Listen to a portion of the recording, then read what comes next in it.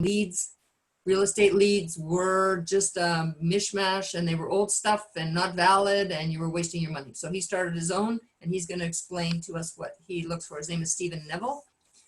And then the Wire meeting on Thursday, that's a lunch meeting again, but that'll be on the 30th, I do believe. That's starting at 12:30.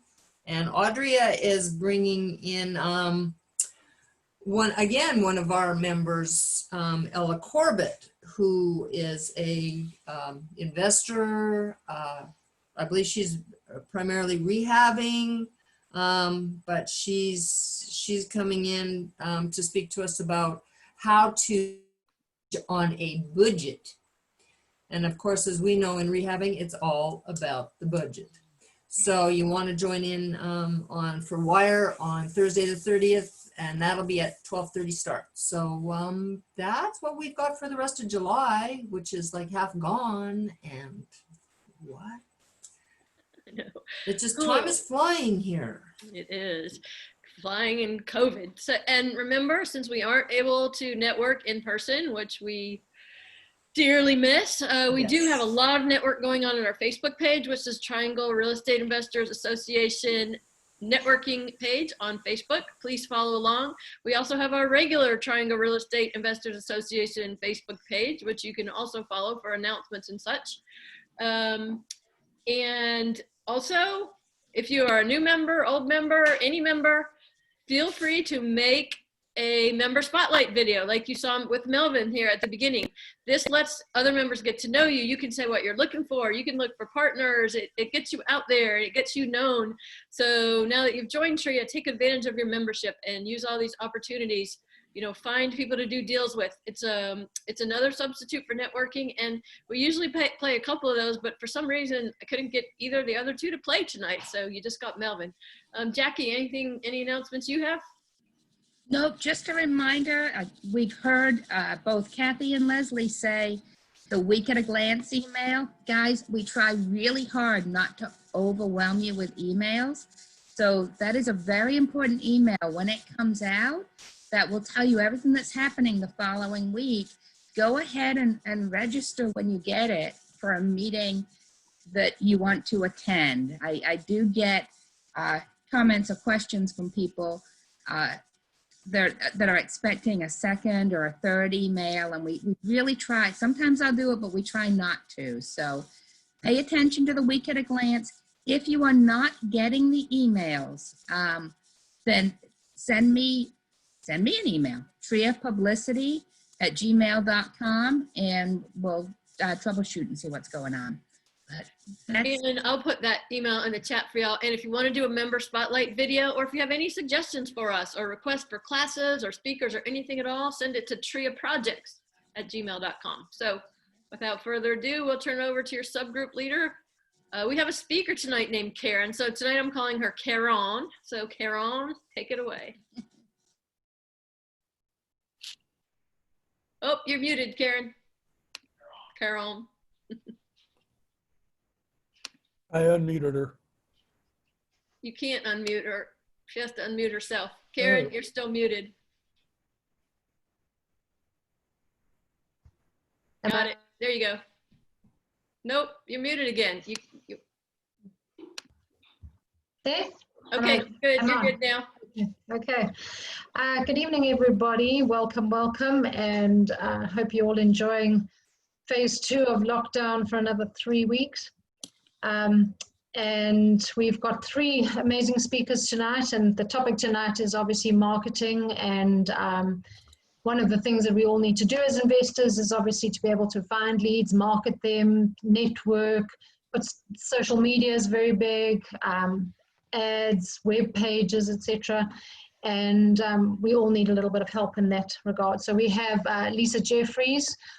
She's joining us. She's an NC State grad, and her expertise on marketing, in retail hospitality. We have Randy Markowitz. Hers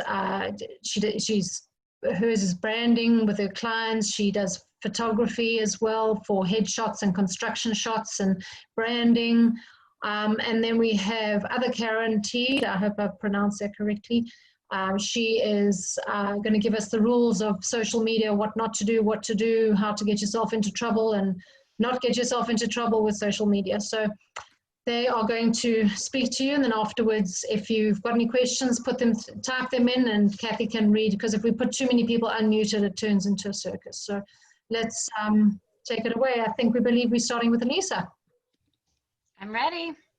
Off we go. Can everyone hear me okay? Yep. Wonderful. Okay, I am going to share my screen with y'all. Kathy, will you give me a go ahead when you can see it? I can see it. Beautiful.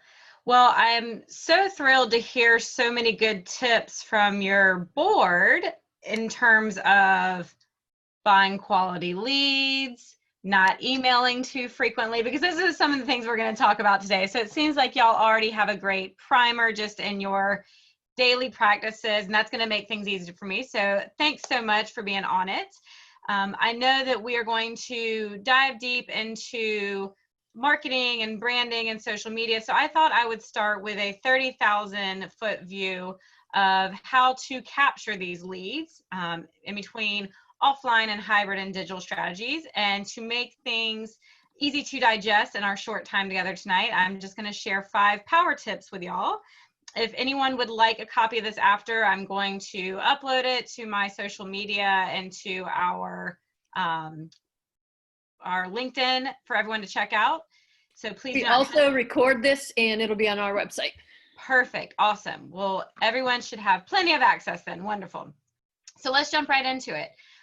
Let's talk about who's listening to your marketing. We're going to find out with 5 ways. One is our links and our calls to action. One is with our opt-in opportunities. Another is with our CRM and lead routing practices.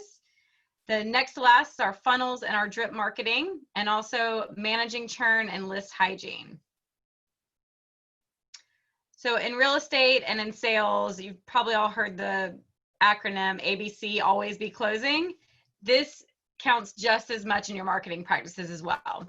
So one of the tips I have is to always be closing, as in asking for the action, whether that's in a social media post, in your website landing page, in a listing description if you're listing on the MLS, in your email marketing, and in offline mediums. A lot of content goes out there with a lot of good, rich information, but then it leaves the reader not knowing what action to take. We have to be clear and direct in those actions that we want them to take. So in social media, for example, a couple of my recommendations and best practices are to provide links for more information, phone numbers for people to quickly connect, email addresses if you're comfortable putting that out there. If you are an investor or a flipper working on a new project and you're sharing pictures about the progress, it's always great to include a link on Facebook or Twitter or Google where they can go to see more about that property if you've already got a listing live or if you've got a website for generating interest. Instagram's a little more challenging because we don't have the ability to natively link in those posts in the feed, although we do sometimes in the story. So one of the things I like to do is encourage our clients and our team to, in your Instagram captions, reference the action you want people to take. If you want them to click the link in the bio and check out your listings page, for example, or click the link in your bio and check out recently completed projects, that tells the end user what to do and where to go. The same thing goes for email marketing. If you're sending out an email blast to a large list or even a single one-on-one contact, link. Emails are so easy to click from your computer or tap on your mobile device. Link your logos, link photos. If you're writing a call to action in text, link that up with the actions you want people to take. If you're using a rich email builder, use buttons because they're easy to use on a cell phone or mobile device. You can link up phone numbers. It's really quick, just piece of HTML code to Google how to make a phone number clickable. The same thing goes for texting. I actually received an email campaign from a med spa a few weeks ago that had this great call to action that I have never seen used before. And that's weird for me, having been in this industry for 15 years now. They had a button in their email and they said, press and hold to text us. And I started digging in and I was like, oh my gosh, what vendor are they using? I need to know more about this. And all they did was play on the built-in functionality in your mobile device that makes a text message or a phone number that's linked up textable through the native behavior. And I thought that was a great use of making it easy for the respondent to get in touch with them, whether that be via texting or email or their website. On your landing pages, don't leave the reader asking, where do I go from here? How do I take action? Even if it seems repetitive to you as the author, remember this might be the first time they're seeing a piece of your content. So put that phone number everywhere, put that email address, put those links everywhere. The same thing translates for offline mediums. If you are doing signage in front of a property, text for more information is a great tool. It makes it easy for people to get those links handily rather than having to go to your website and maybe search through a roster of listings. If you're doing postcard campaigns, phone numbers, email addresses, shortened links, those are all really helpful too. The next thing I want to move into now that we've talked about ways to ask people to take the action is, what are your opt-in opportunities? If you are in this business or this field for more than one transaction, you want to be building that network. Same reason you're coming to a networking event. So offline, you've always got the business card collection, attending networking events, sponsoring things. If you have the ability to sponsor nonprofit events or even private events in your community where you might get a list of attendees as a sponsorship perk, that's a great way to build those lists of contacts. One of the points that you all mentioned earlier was services that sell you leads. I'm so glad that there's a vendor in this group that has, you know, called it out for what it is. A lot of times those lists are not quality, so this is why it's really important to be generating your own. From a hybrid perspective, you can download the contacts from your email account. When you're using signage, text for more information. Those can dump contacts right into your database. Freebies are a great tool to use. So if you have an established digital presence, are you using an opt-in like, you know, 10 tips to maximize your real estate investment, or 5 things to know as a first-time buyer? Those are lead gen opportunities where you can gate the content and put it up behind a wall where they have to enter their information to get it. Courses in education are super popular right now. There's no shortage of that. And then truly online models are your pop-up banners, embedded forms, registrations for groups like this, contesting or co-hosted promotions with other like-minded and complementary businesses. And then the typically more expensive, but the set it and forget it model is ad placements. There are a lot of ad tools now, especially in the social media space, where it can actually prompt the end user to put in their contact information into a form and you get that lead. Facebook's got a great version of it. Twitter does as well. And those are all about building your list. So now let's talk about, where do those people go, right? We've got the contact now, but the best CRM out there is truly the one you actually use.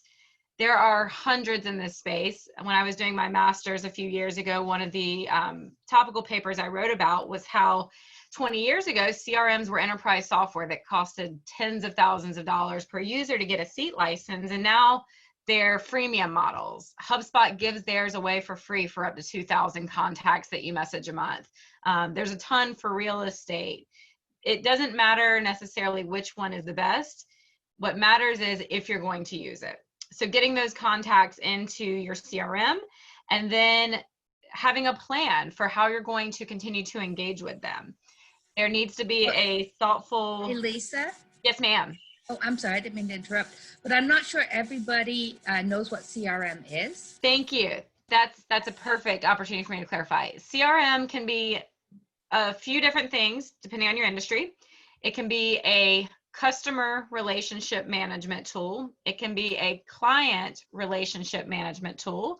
I've even seen it used as a commerce relationship management tool. But at the end of the day, it's a database where your contacts are collected, and the most fully featured of them all allow you to even run your email campaigns and your advertising campaigns and your websites and your landing pages through them as well. And I promise, once you search it once on the internet, you'll get targeted for all the ads for it. All right, so we get them into your CRM, but then what happens with them? Your funnels and your drip marketing are going to be the next piece of that puzzle. So a welcome campaign that acknowledges that someone has signed up for your information is going to be typically, against all odds, the #1 message you send. It's going to have the highest open rate, the highest engagement rate. So don't leave it as the generic MailChimp. You've been added to this list. Customize it, make sure your contact information is in there, maybe any recent content you've developed, or if you're doing multiple properties a year, showcase your portfolio and recent projects, because it's one of your first chances to make a really good follow-up impression. So you don't want to miss that opportunity. If you wait 30, 45, 60 days to follow up, people are not even going to remember signing up. But if they get something instantly, they're going to have that more likelihood of remembering why they even engaged with you. Which leads into my next point, is a regularly scheduled follow-up for an activity or subscription-based alerts. So for example, if you're a realtor and people are signing up to have searches that match their criteria automatically sent to you when new properties match, that's going to be great set it and forget it programming. But there's also the opportunity to do newsletters or occasional pieces of content that are value driven. So maybe you have access to something that saves homeowners money if you are, in the finance space, or if you're offering a, no charge complimentary consultation. Things like that are a great offer to send out. And then that leads us into striking the right balance. I'm so glad y'all mentioned this earlier. The email inbox is sacred. And if you email too often and people didn't intend to sign up for 1 email a day, they're probably going to unsubscribe, or they're just going to stop opening. For most of our clients, we see the right mix for them tending to be between 2 to 4 campaigns per month.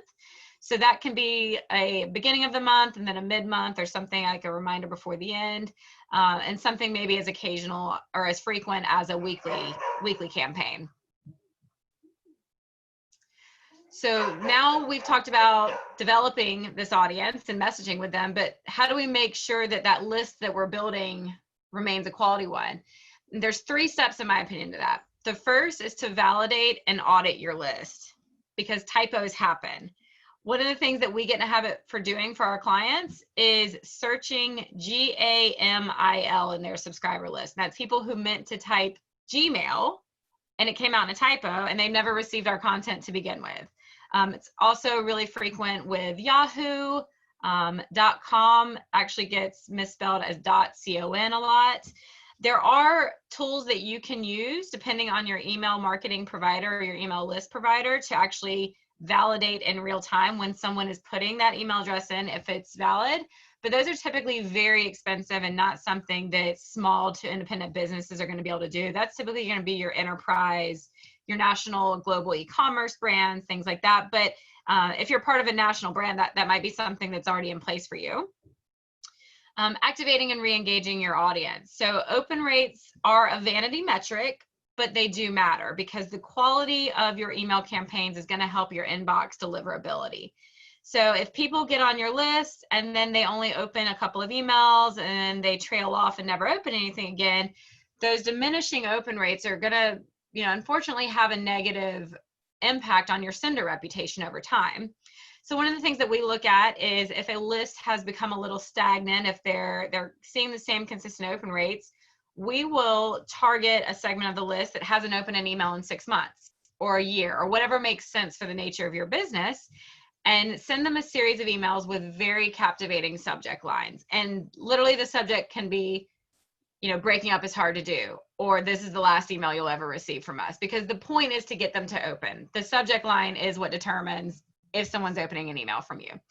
Once they're re-engaged, we keep them in our healthy list and we keep messaging them. But if they pass that threshold of however many emails are in our reactivation cadence and they don't engage with us, there's a lot of reasons that could be. It could be an old email address they don't check anymore. It could be an old work email that they've separated from the company, but the email is still monitored. So what we do is we don't necessarily delete those subscribers, but we'll move them off to another list that's not actively messaged, and we might re-engage them from time to time. And the last piece of that puzzle is to rinse and repeat. When you get those subscribers who aren't engaged, slough them off and keep moving. But you always want to be wooing new subscribers, because there's natural churn that's going to happen. people are going to sign up, they're going to opt out, they're going to leave or not have interest anymore. So you always want to be adding new people to your database. So I think that was probably about 10 minutes on my end. I've left my contact information here for my team at work if anyone wants to reach out and kind of talk more one-on-one brass tactics about this. And I will save questions and comments for the final wrap up at the end.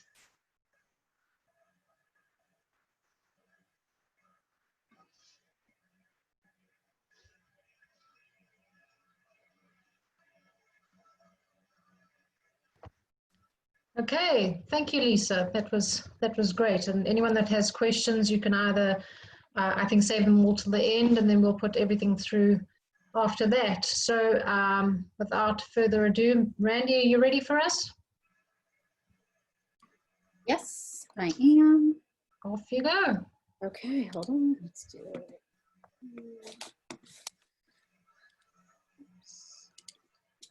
Oh, hold on. Oops. To share my screen first. Oops, no. Okay.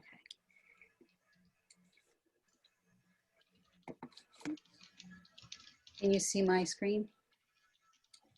Anybody? Yep, we sure can. All right. So let me move this. Not full screen though, Randy. No, I know. I'm trying to. You're trying to get there. Okay. I want to get the boxes in my way. Hold on. I got you. I'm trying. Slideshow. I think if you start Okay. slideshow. Did that work? Yep, Yep, Okay. that worked. all good. Okay, so my name is Randy Markowitz. I'm a graphic designer. I concentrate with clients on getting visually their message across and in all types of media. But this one specifically are postcards.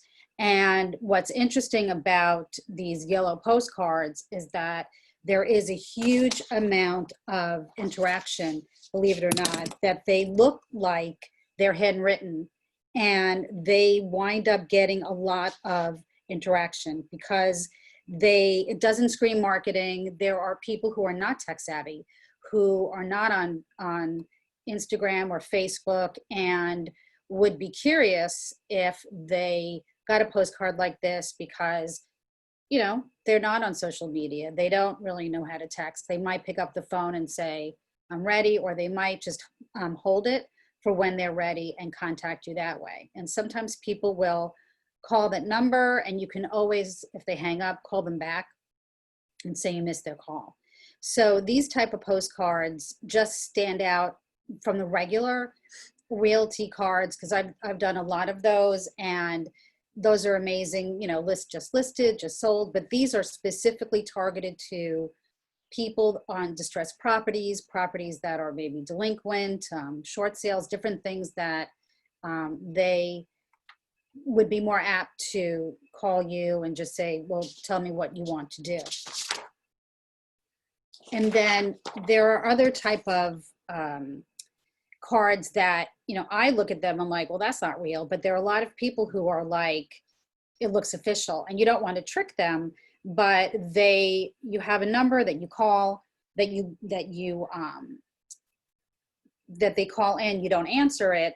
And then, because some people probably would be angry, but then you call the people back that are listening to your message, that want you to maybe look into it further. The other thing is that not only are there yellow letters, but are yellow postcards, but there are still actually yellow letters. And according to statistics, believe it or not, 40% of Americans still look forward to seeing the contents of their mailbox every day. Not me, there's a bill, but I think most people like going to their mailbox, and that they still like getting junk mail, even if they still complain about it, and they like to receive something personal. So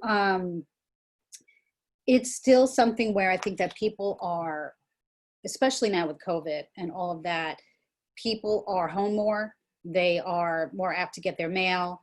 And if they're in a situation where they are in a, you know, they want to sell their house, this would be something that would be very enticing to them.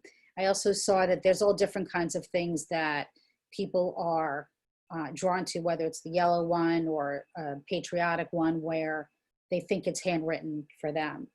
The other way to do cards like this are, and I'm sure that you've seen them, but they can be branded to your specific logo, your color scheme. And it's, you know, we've all seen this, but I think that if someone's in a position where this would work for them, they could be interested and pique their interest. And the thing about postcards that are different than social media, and I love social media, but people tend to hold on to them. If it's something they're thinking about, or they might put it with their pile of stuff, but at least it's a tangible thing. And for real estate investing, I think you need to cover a bigger area, not just social media, not just email marketing, but things that are tangible that they could hold on to. And I think that, not doing ageism because I'm certainly not young, but I think that a lot of people are just scared of social media, people that didn't grow up with it, and they just like to be able to, hey, look at this. This is, you know, this is what I got. So that's me, but I can talk about, this is my dog and cat, who are my team members.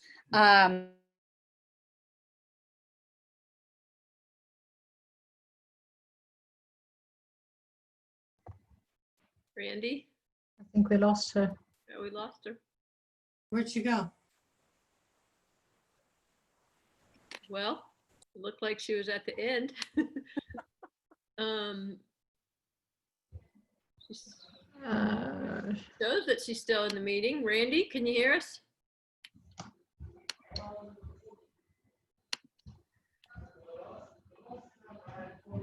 Karen, you want to move on and then we'll check with Randy if she has anything. Yeah, okay. Yeah, I think so.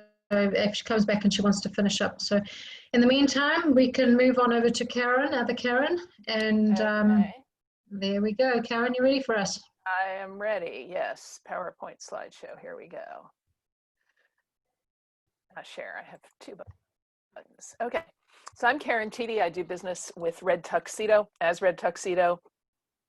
And I need to be watching my window.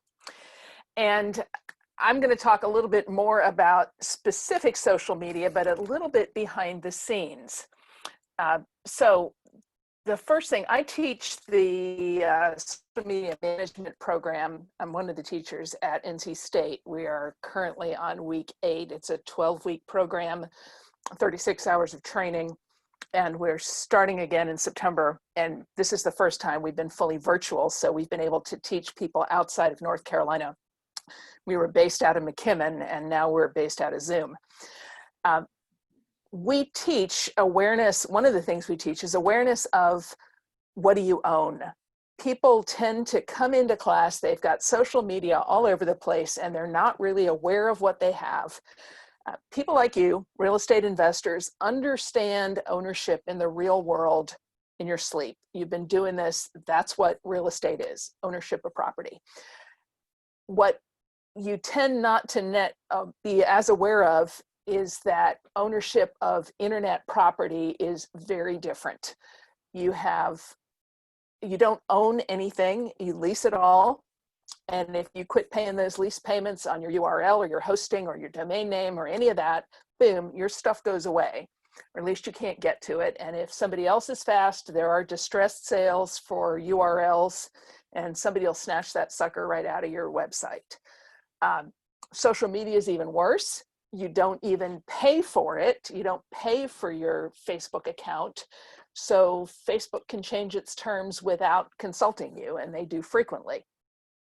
Doesn't mean it's not a great place to do business, but you do have to be aware of the lack of protection you have on the social platforms compared to the kind of protection you have in the real world.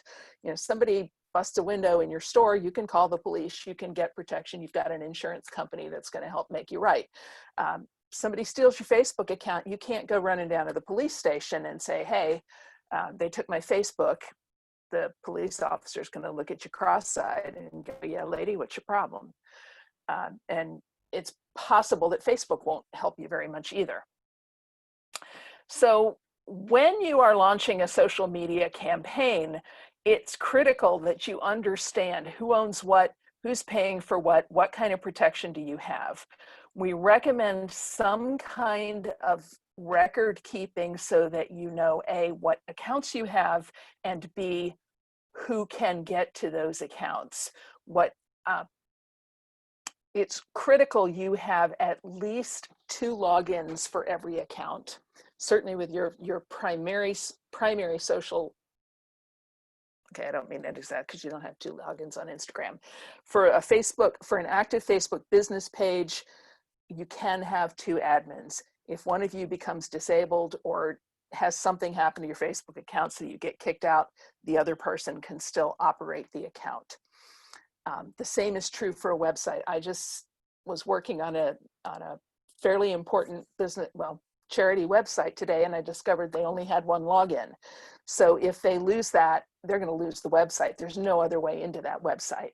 So have to understand who has them, know how to get rid of people if you have to. I just had to take someone off a Facebook page today, and now we're kind of scrambling to make sure we've got coverage for that page, but there was a disagreement between the page manager and the owner of the business, and so they're gone. Don't necessarily recommend keeping paper records, but you do have to know who's got what. One of the first things you can do is simply take an inventory of your social media accounts.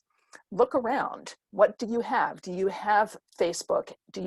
Most of you probably only have 1 Facebook business page. Sometimes when we teach and we get people like schools or bigger companies, they'll come in and they'll discover they have 10 or 15 pages. They don't know who has access to what. Are you on LinkedIn? Are you on Google? Are you on any of these accounts? Who's got access to your website? Are your accounts updated? What do they look like? Are they stale? Was the last time you posted to them 3 months ago and it shows? Take a quick look around, and while you're there, look at some of your competition and see what they're doing, because it could be that you're doing a good enough job on the major social platforms compared to other people in your trade. You don't have to compete with the Kardashians or the top of the line accounts because you're in investment real estate, not social celebrity culture.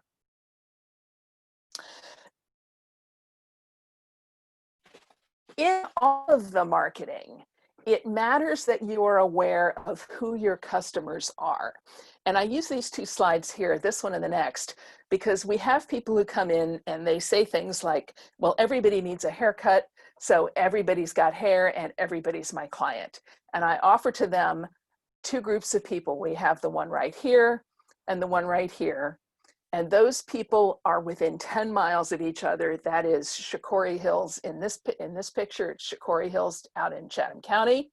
And in this picture, it is the Pittsburgh Street Festival, whatever they call it, at the end of October. Both groups like music, both groups have hair, and I offer that they respond to very, very different marketing messages, and they get their hair cut at very different places, if they get it cut at all.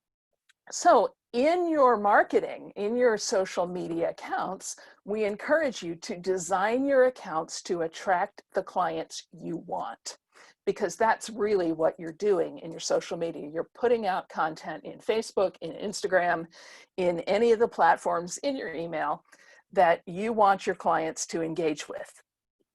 And I used to teach this, and I sort of used to casually say, well, it's kind of like social media marketing is sometimes a bit like spreading out deer corn. You know, you're kind of throwing deer corn across the land and you're hoping something's going to come by and eat it. And you really want to toss out the deer corn that deer like. And so I was making the slide and I went to the deer corn store to get a picture of deer corn for the slide. And damn it, if I discovered there are 24 at least kinds of deer bait. So people who buy deer bait think deer have preferences. And yet we regularly see people who are doing marketing that is intended to attract everybody. Everybody needs a place to live. Well, yeah, they do. but not everybody needs your place to live. And what you want to do is come up with marketing that attracts the client you want. A little bit of a nut and bolt is that it becomes your job to understand what the different platforms want from you. And it is a bear, but Twitter likes its pictures wide, and Pinterest likes its pictures tall, and Facebook likes its pictures slightly rectangular, a little bit wider than tall. And there is no one right way. But what we have seen, particularly in real estate, is that when people look on their phones, they want to see, they're holding their phone vertically, and pictures should be optimized for tall if people are going to be looking at it on the phone. The picture in the middle is, or used to be, Celine Dion's home in Jupiter Island, Florida, and for $72 million. It could have been yours. I think it has sold. I looked at that picture, I found it on Pinterest, and I thought, that does not look like a $72 million home to me. Just yuck, you know? So I went looking, and I found another picture, which is the one on the right, on the Wall Street Journal site, and that looked a little better. And then, because I teach this stuff, I downloaded that picture and I cropped it, and that became the picture on the left. And you can look at the clouds and tell it's an identical picture, just cropped a little differently. Many realtors default to wide. We want to show the property, we want to show the manor, we want to show Downton Abbey and all the acreage, and yet that doesn't work on phones and Pinterest. And so it becomes your job to understand what you need to do to optimize the images for the platform you're working on. Instagram wants them square. Take lots of pictures, take them big files so you can crop and you can work with it. Lots of tools will help you optimize your pictures for the site, but it's your job to understand that optimization is necessary. And then when you're doing social media, think about it. You can stage a house, you know how to do this. You really could be staging your account. I saw this for the first time. I got it, I grokked it. When I went to the Corcoran account on Pinterest, and this is an older Pinterest, but the slide still works and they're still doing it. And some of you know, the Corcoran Group was Barbara Corcoran's little real estate business in Manhattan that she sold for $86 million and bought her seat on Shark Tank as a result. And I looked at their account and I thought, oh my gosh, these people know Manhattan. These people know how to take 800 square feet and sell it for $2 million because they convince you they understand high-end real estate. Everything about their account screams, we understand our market. They have made major investments in the pictures and the graphics. They've put it all together. They understand what they're selling. They're selling Manhattan. They're selling parking spots that sell for $14 for 30 minutes. And in a $2 million, 400 square foot apartments. Now, you kind of think, well, all realtors get that, but this is the Pinterest account at the same time period from one of the major national real estate sites. And I tell you, I cannot tell that that site is trying to sell houses.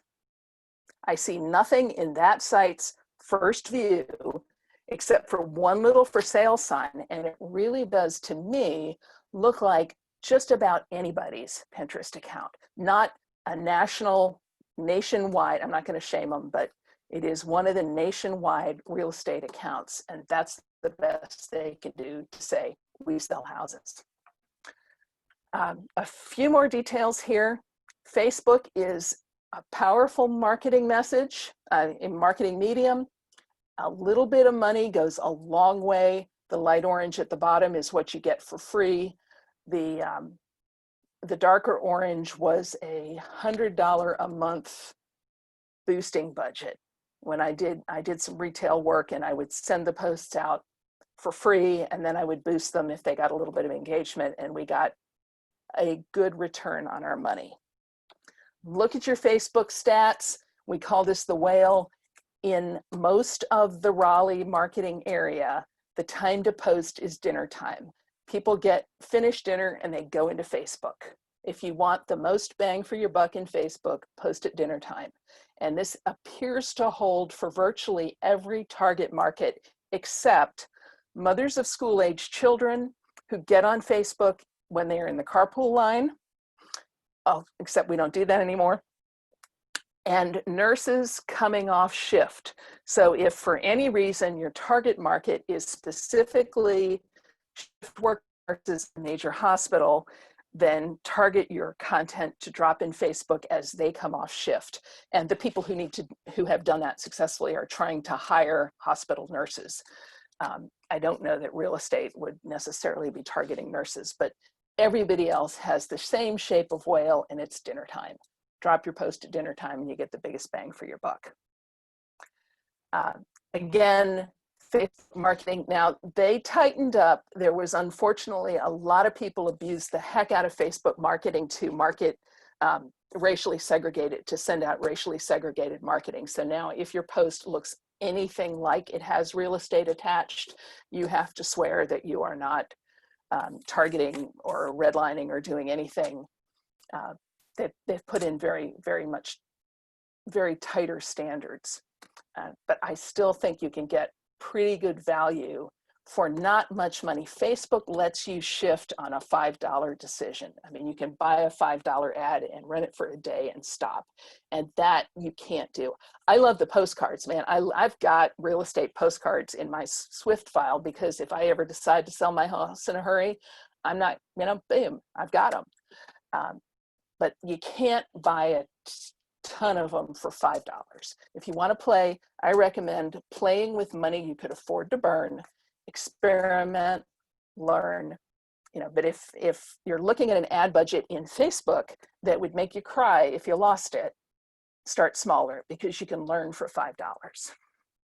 Now, we talked a little bit about email marketing. I don't know that you can do courses in your email system.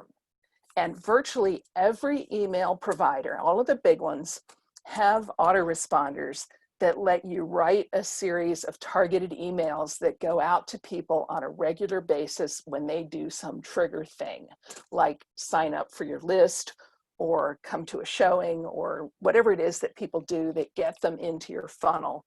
You can offer them targeted education by email with an autoresponder. And showing you exactly how to do that is beyond the scope of this course, but most people can do well. Remember that it exists. Remember that if you are buying professional email marketing at all, you almost certainly have the ability to set up an e-course that you can deliver for free, or actually you can sell it too. So that's what I had to say, and you can find me and the pot of gold at the end of the rainbow. I do business as Red Tuxedo, and I'm based out of Pittsburgh and Goldsboro. So thanks.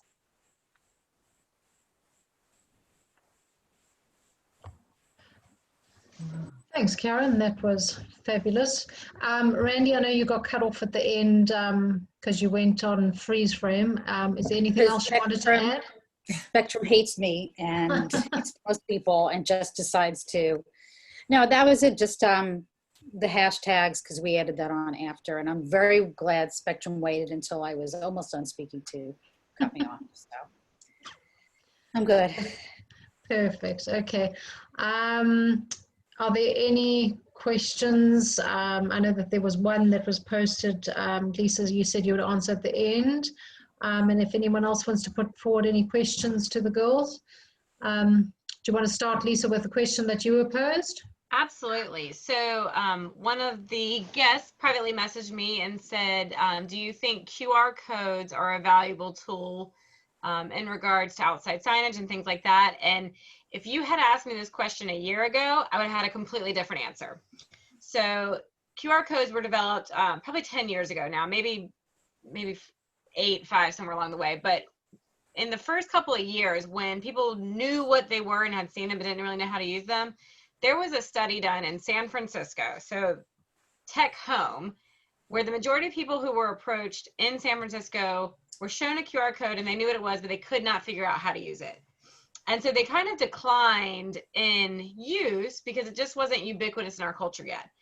And then COVID-19 shows up and no one can touch anything, and they are back with a vengeance.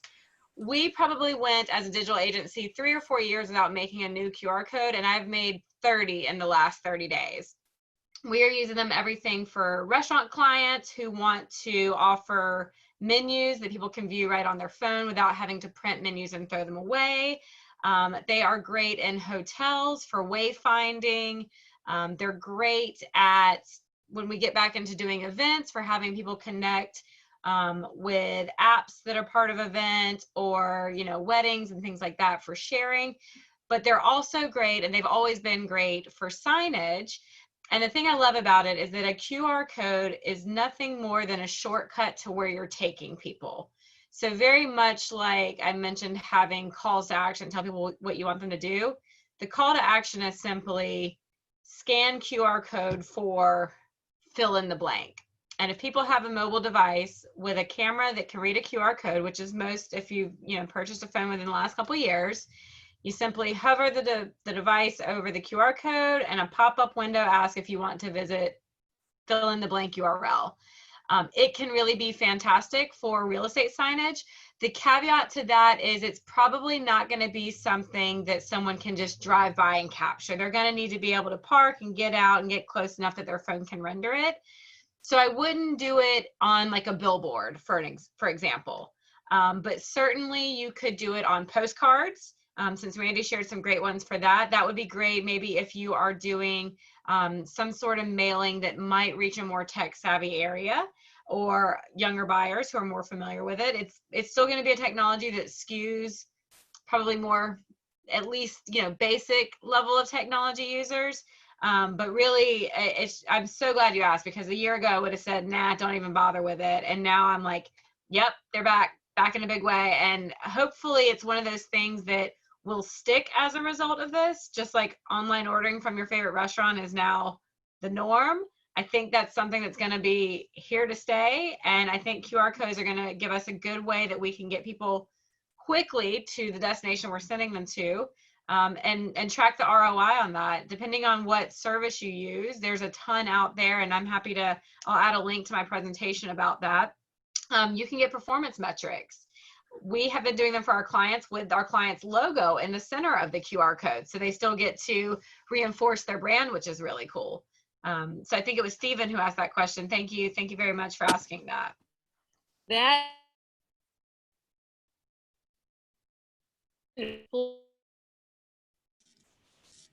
Uh-oh. Kathy. Uh-oh, she's up. Rose. She's outside, so she's see. we have a question from Jeff Calcaterra. Can y'all hear me? Yeah. Yep, Jeff you're good. Calcaterra, this is for all three of our speakers. What are the mistakes that you see in real estate marketing? Any one of y'all can hop in. For me, it is making the information that is valuable more difficult to obtain than makes sense. A lot of realtors, and I'm just talking about consumer residential realtors, like to try and obscure the price of a listing. And for me, I am busy enough as a professional that I don't like to have to answer questions that automatically deselect people out of our process. I'm a marketer, so my opinion is just an opinion. There's right, wrong, and indifferent. But for me, I agree with that completely. I've actually looked at houses before. They don't have the price. I move on. I move on. Yeah, Yeah. I'm not trying to be sold to. So for me, it's about not making the information that's available. Also because what if someone's looking at 2 o'clock in the morning, and that's what people do. I mean, information is ubiquitous in their timing now. No one wants to text a realtor at 2 a.m. to ask about the list price of a home. Amen. It's very It's not going to build disingenuous. your of leads them to do database that. for you. Yeah, it's a bad tactic. No, it's bad. I mean, I feel the same way when I go to a yard sale. One of the things that I just want to add to that is overcrowding, whatever direct mail you do or flyers, that spell check your work, because it makes you look completely unprofessional if you have spelling errors or if you are putting way too much stuff on there, people's attention span is like what, 5 or 6 seconds. So get whatever information you want people to know pretty boldly. Grammarly is Great a point. free plugin that you can get for Chrome, and you can install it on, I know you can do it on PCs, probably Macs too. Mhm. It is a free tool that will kick spell check's butt. Anyone who's writing any sort of professional communication, I implore you to use it. You will look light years smarter than you might be. Yeah. And I would say in a different direction, I did some professional marketing for a realtor once, and we worked to get engagement. It's hard because, you know, sometimes Yes. all you have is houses. And I was posting stuff out of the Friday Wall Street Journal about exotic New York houses and ice shacks that cost $50,000 and cigar rooms and stuff like that. It was kind of fun. And then I posted something that was, I think it was the top 10 realtors of the year, you know, and we got all sorts of engagement. People were commenting and blah, blah, blah. And he took it down because it didn't have his name on it. And that was about the end of our deal. You know, it's not about you. Only 10 of you can be the top realtor. Right. And if people were engaging with your page, whoop-de-doodle, right? So throw some other stuff on there. I mean, I see it when there's house after house after house. Well, I'm not really in the market for a house. Tell me something else. Right. Well, And position to yourself piggyback as on your a- point, by engaging, they're more likely to see more of your content. Yes, Right. that's how the sites work. Yeah. All right, any other questions for our speakers today? This was Wow. awesome. This was really great. That was crazy Was. good. Thank you all so much for being here. Like You're Karen- welcome. Thank you. Thank you, everybody, and something that we all need to know about and something that we all can use moving forward. So any of you can reach out to these ladies individually if you need any further questions answered. But I really appreciate your time, and have a good week, everybody. Thank you. Bye, y'all. Bye-bye. Bye. Good. Bye, Stay everyone. safe. Thanks for being here. See you Thursday.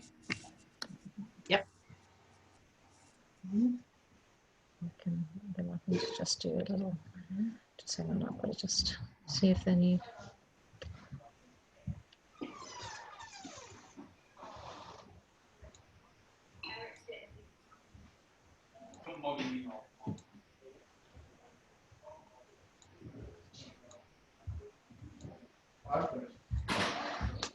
Yeah.